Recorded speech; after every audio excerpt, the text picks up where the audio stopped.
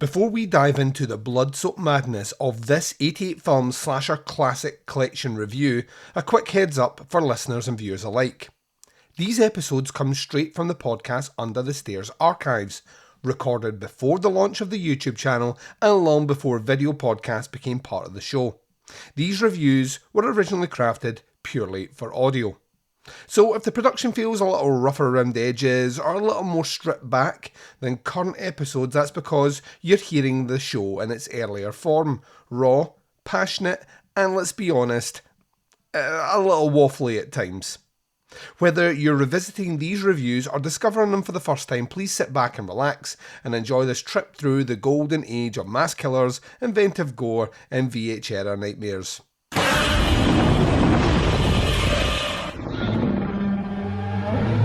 This podcast is not safe for work and will feature movie spoilers. It will feature scenes described of a graphic nature. It will contain language which most listeners may find offensive. Welcome to the podcast Under the Stairs.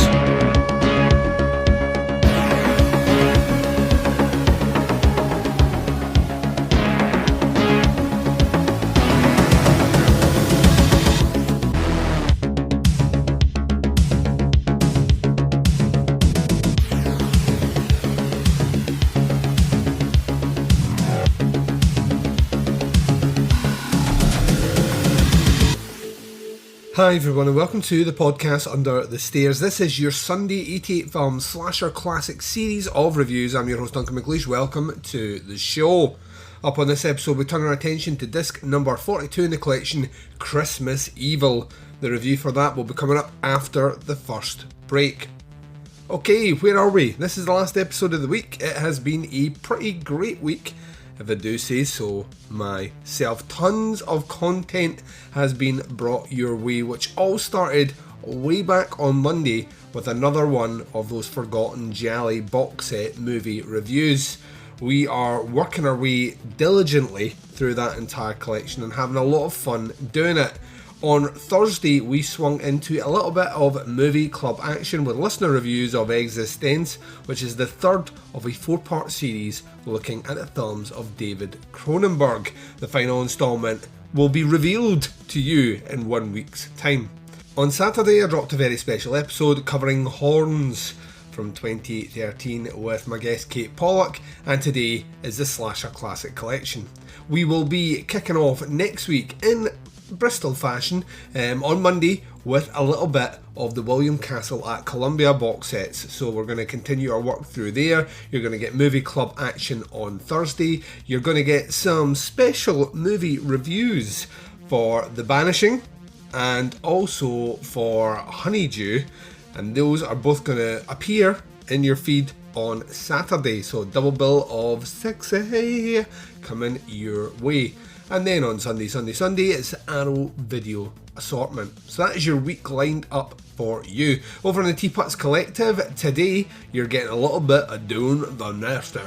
That's right, myself, Mark Ball, continuing to look through the Tier 3 list of video nasties. So yeah, get ready for that. It's gonna be awesome. That's our intro. Nice and concise, straight to the point. It is Sunday after all. We have better things to do, or do you? Let's find out. Have you seen Christmas Evil before? Because I'm about to talk about it after the first break. So listen to promos for shows that I love, the trailer for the movie. I'll be right back right after this. Want to learn more about horror directors? With a lighthearted look at 3 of their movies? Meet fearless podcaster Gore Blimey. I've been unsettled by bats in the past and startled by parrots, and I've even been known to jump at the odd cockatoo. Discover horror films that are classics, and others too.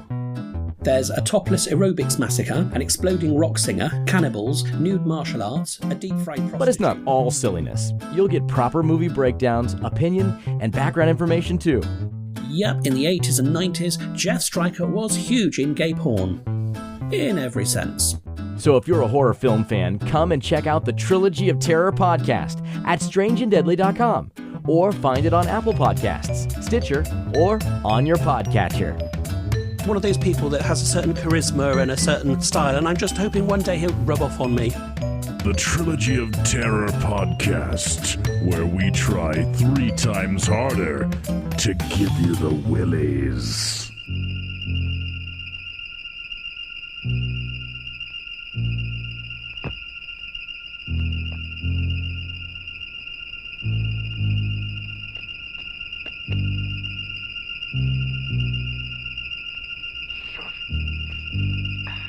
I told you he'd be happy that we remembered him. This Christmas, Santa's going to make everyone happy. The grown-ups and the kids. Christmas evil, the non-believers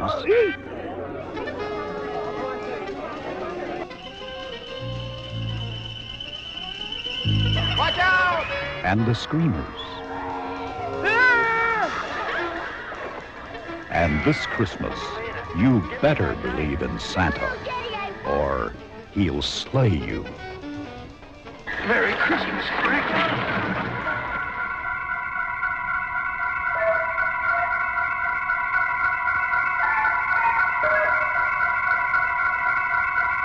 Christmas evil, the night he dropped in.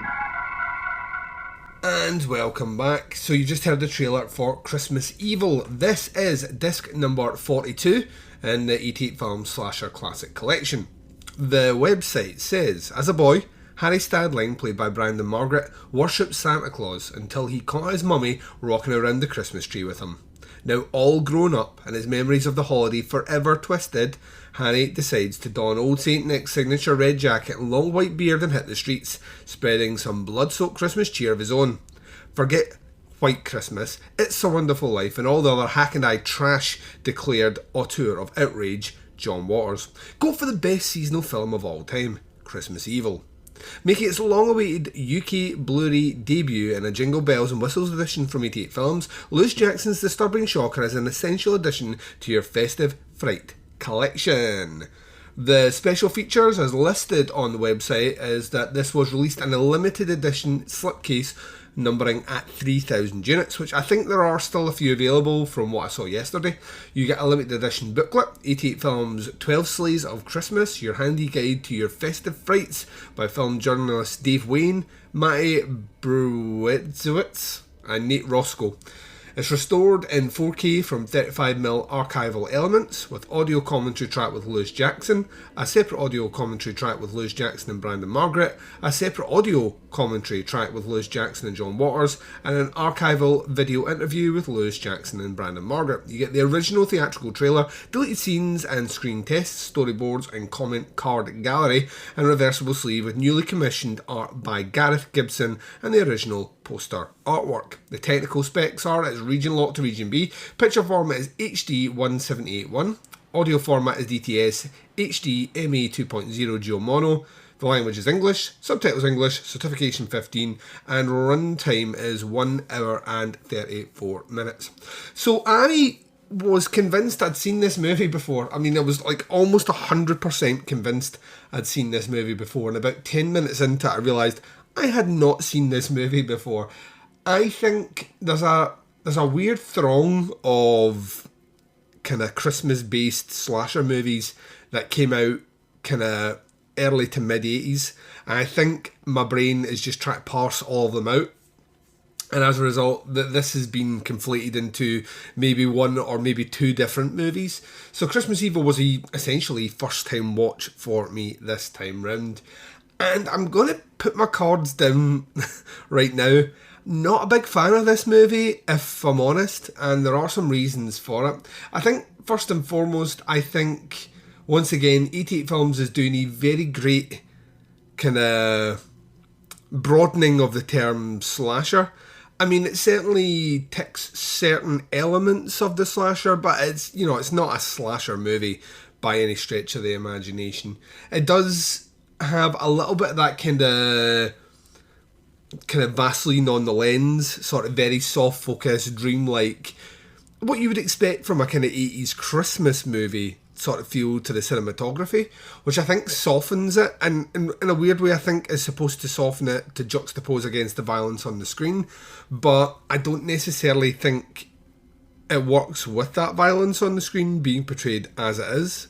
I actually think it would have been much better if it had been a little bit more psychological, although I can already hear the internet arguing with me here. I think this movie plays with some ideas that it thinks elevates it above what it actually is, and to be honest, it doesn't quite deliver on that for me. Like I say, we are going to circle back to it.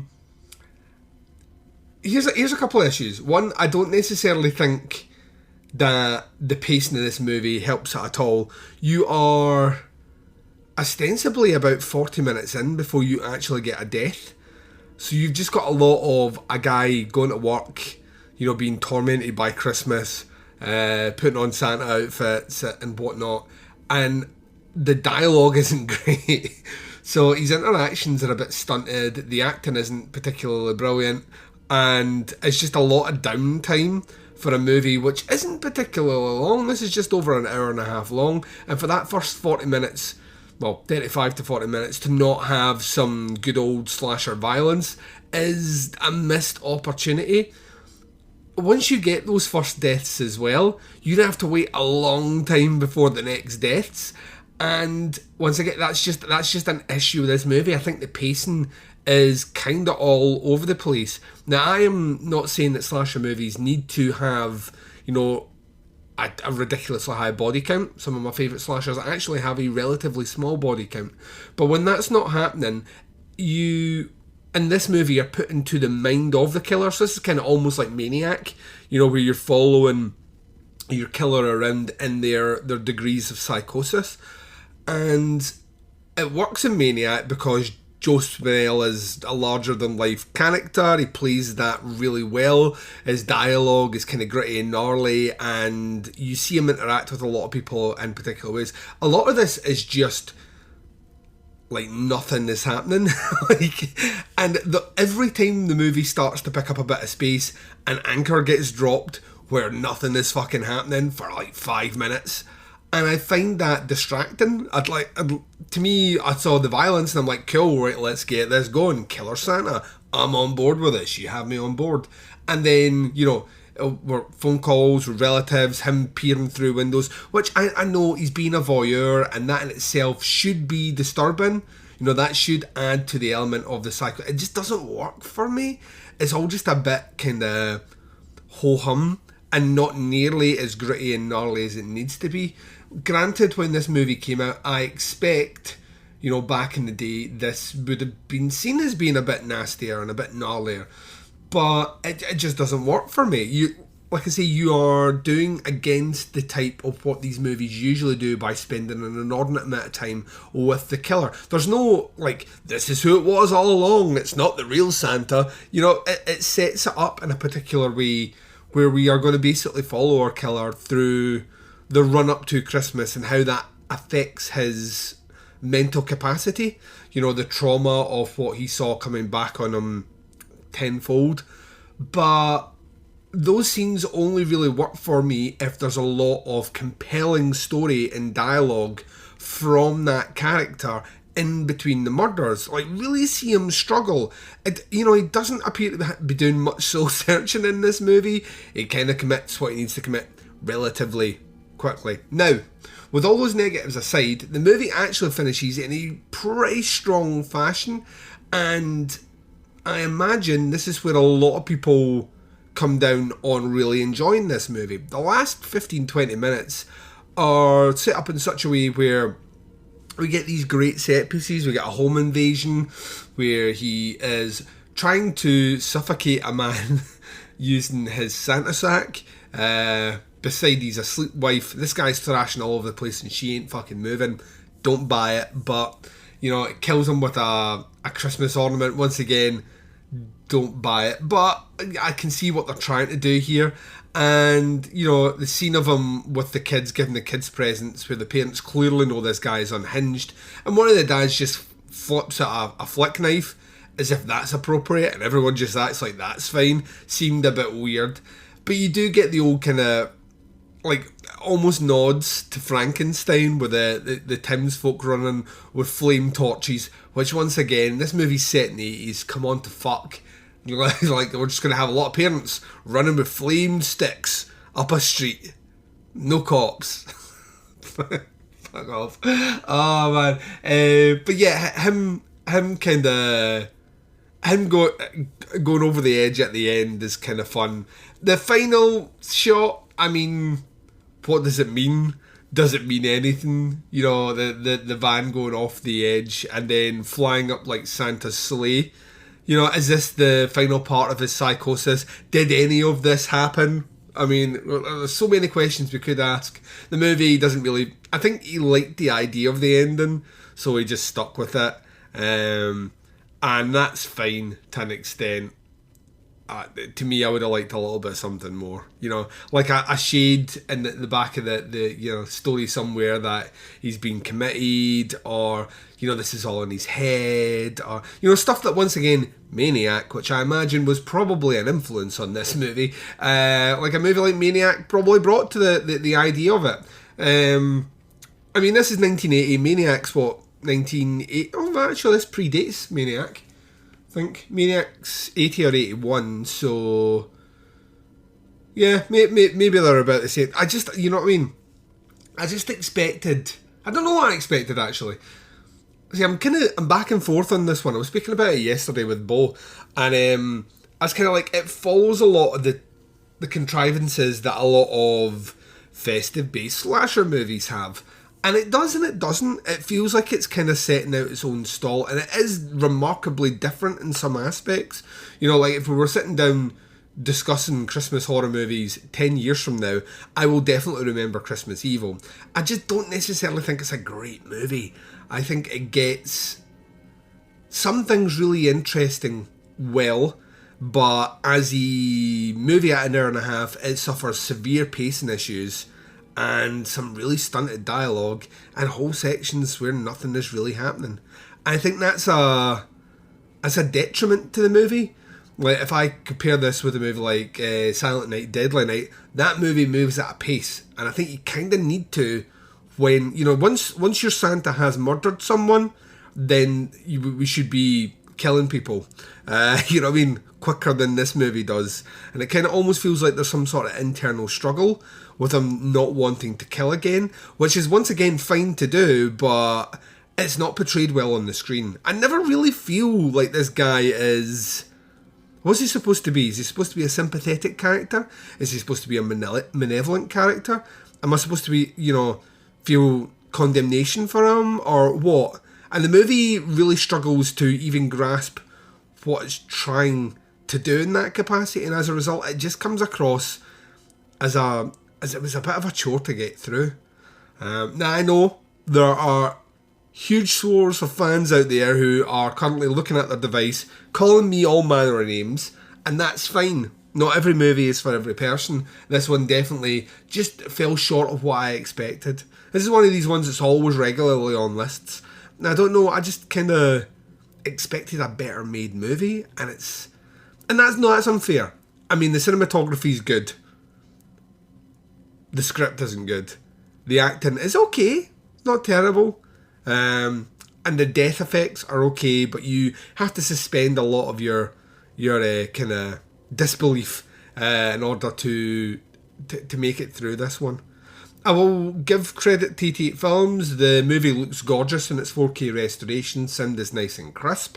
I was switching on and off the different commentary tracks, and it sounded okay. There's not really much else in here in terms of special features, but to have 3 audio commentary tracks, including one with John fucking Waters, you're doing okay if you're doing that sort of release. So yeah, I don't know if I will ever go back and check. Like, I have very much like everyone else, I have a list of movies that I watch about Christmas time.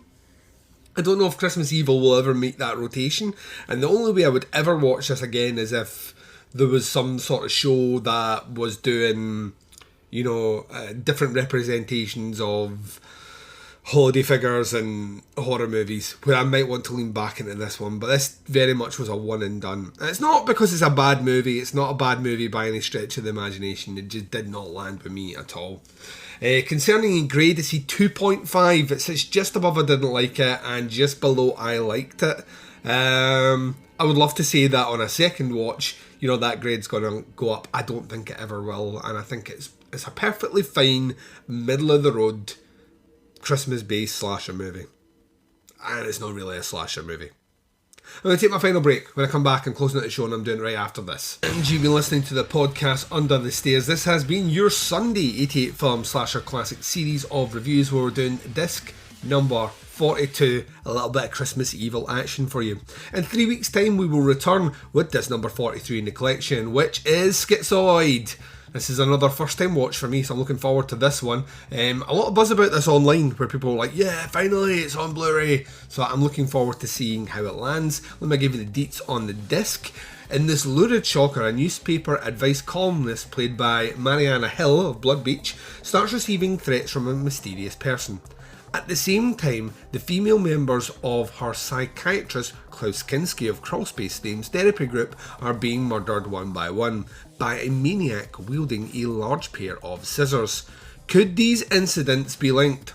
Donna Wilkes of Angel and Jaws 2, Craig Wasson, a body double, and Flo Gerish of Don't Answer the Phone, and Christopher Lloyd of Back to the Future also star. Special features are, this is limited edition slipcase, 3,000 units, limited edition booklet by Matthew Edwards, featuring an interview with Flo Lawrence, aka Flo Gerish, that is also in the limited 3,000 units. It's DTS HD MA Mono, English subtitles, audio commentary with Troy Holworth and Nathaniel Thompson, interview with the writer and director David Paulson, and the original trailer. So this one's light on special features.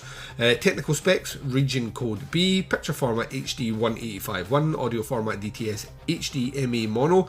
You have English language, subtitles English, certification 15, and a runtime of 1 hour and 28 minutes. Very much looking forward to this one. Love me some Klaus Kinski.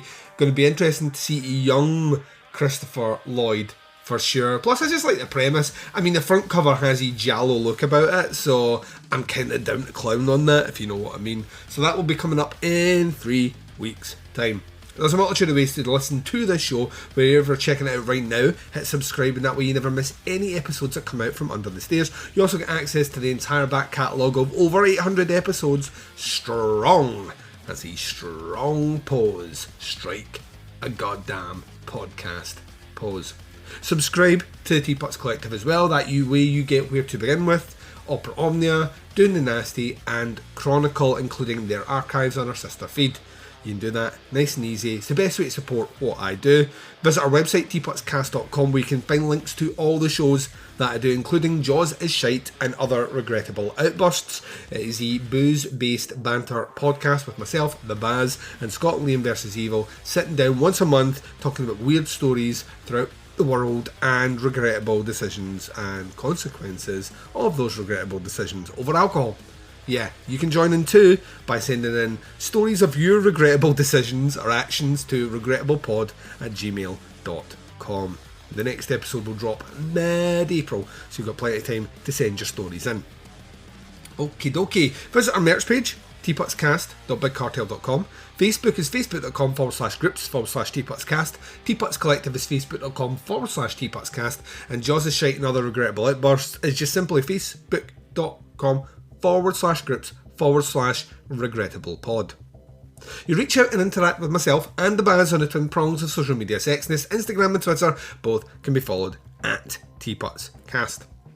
The podcast Under the Stairs will return for you, my dear listeners, tomorrow when we continue our jaunt through the William Castle at Columbia box set. We're going to be doing Mr. Sardonicus, myself and the great Derek getting down to clown with that movie.